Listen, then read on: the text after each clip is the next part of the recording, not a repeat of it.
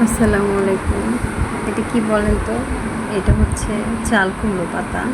আজকে চাল কুমড়ো পাতা দিয়ে একটা নতুন রেসিপি বানাবো। আমি বানাবো না, আমার একটা আন্টি বানাবে। তার জন্য নিয়েছি চাল কুমড়ো পাতা আর হচ্ছে ডাল বাটা। ডাল বাটা নিয়েছি, আর এই পাতার উপর এই ডাল বাটাগুলো মেখে দিতে হবে। এই ডালগুলোর ভিতরে কাঁচামরিচ দেওয়া হয়েছে, পেঁয়াজ দেওয়া হয়েছে, রসুন দেওয়া হয়েছে, সব কিছু দিয়ে হলুদ গুঁড়ো, মরিচ গুঁড়ো দেওয়া হয়েছে, দেওয়ার লবণ দিয়ে এটা মেখে নিতে হবে। মেখে নেওয়ার পর ভাজ করে নিতে হবে, সুন্দর করে ভাজ করে নিতে হবে। আন্টি খুব সুন্দর করে ভাজ করেছে। তারপরে একটা কড়াইতে তেল গরম দিয়েছে, তেল গরম হয়ে গেছে। এখন এই ভাজ করা পাতাগুলো তেলের ভিতর ছেড়ে দেবে, একটা একটা করে ছেড়ে দিতে হবে। সাবধানে ছাড়তে হবে যেন গরম তেল ছিটে হাতে না আসে, কারণ আন্টি অনেক পাকা রান্নাতে। সে রান্না করতে করতে তার অভ্যাস হয়ে গেছে, সে অনেক কিছু সুন্দর করে পারে।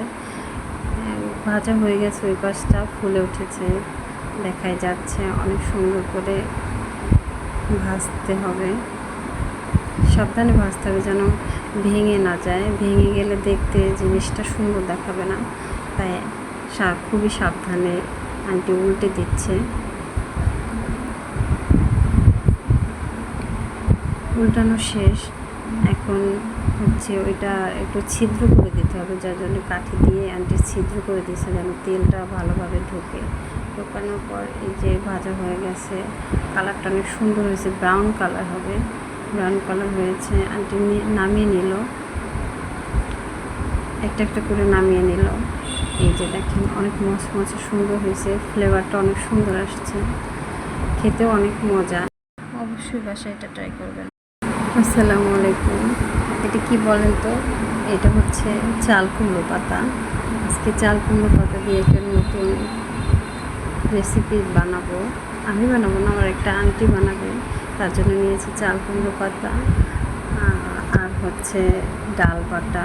ডাল বাটা নিয়েছি, আর এই পাতার উপর এই ডাল বাটাগুলো মেখে দিতে হবে। এই ডালগুলোর ভিতরে কাঁচামরিচ দেওয়া হয়েছে,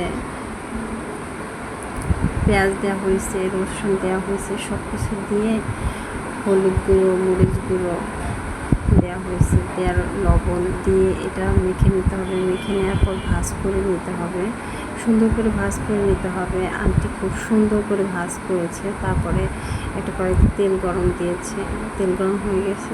এখন এই ভাজ করা পাতাগুলো তেলের ভিতর ছেড়ে দেবে।